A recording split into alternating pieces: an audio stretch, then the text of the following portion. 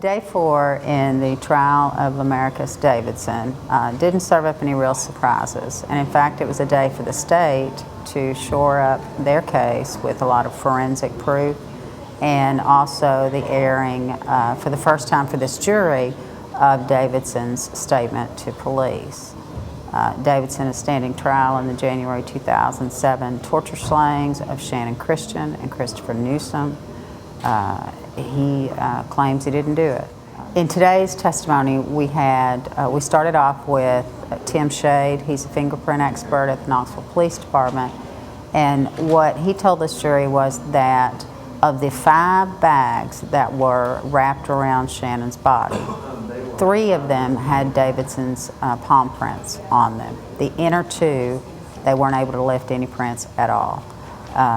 And that's not to say there weren't any, they just couldn't lift them. There were no other identifiable prints on those bags. And given that they're palm prints, the prosecution is trying to show that he would have had to be lifting those bags, not merely touching them or going about his everyday business. The implication being that he would have lifted Shannon's body into the trash can. We also heard from Patricia Resick with the Knoxville Police Department. She's a firearms expert. She was able to say that 2 of the 3 bullets found in Chris's body came from the same gun. She was not able to definitively say whether that gun was the gun found in Davidson's possession.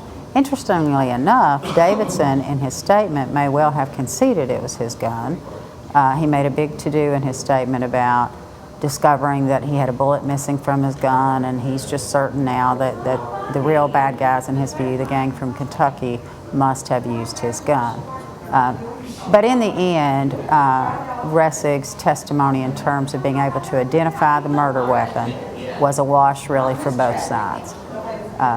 Next we had a TBI, a forensic scientist, and she was able to match up all the various pieces of cloth that had been confiscated in this case.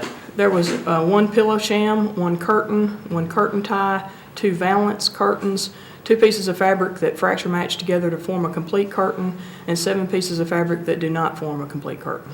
I was able to conclude again that the 4 pieces of fabric fracture matched and the other ones were consistent as far as the colors and the fabric pattern.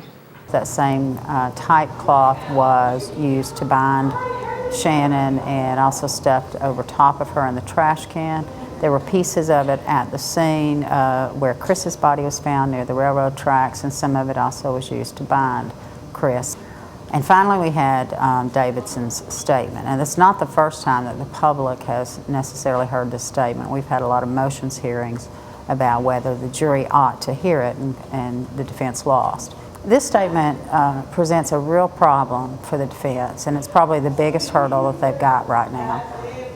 Because in that statement he repeatedly says that he has never met, seen, heard of Chris Newsom and Channon Christian. Was he asked whether or not he had sex with the female victim? Yes, he was. And what was his response? No. Was he asked whether or not his DNA would be on the female victim?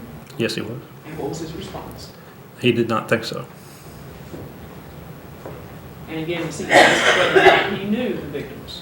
Yes. And what was his response? He had never seen the victims before in his life. Was he asked pointedly whether or not they were over at the house to buy dope? Yes. And what was his response? No.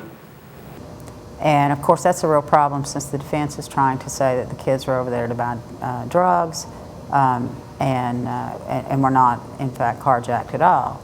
Another problem with this statement is that he concedes a carjacking took place. He just says, I didn't do it. He blames his brother and his brother's pal.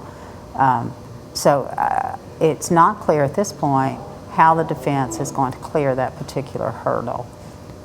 Tomorrow we're going to hear from a DNA specialist who will identify, is expected to identify DNA belonging to Davidson that's on Shannon's body and on different material and clothing connected with the case.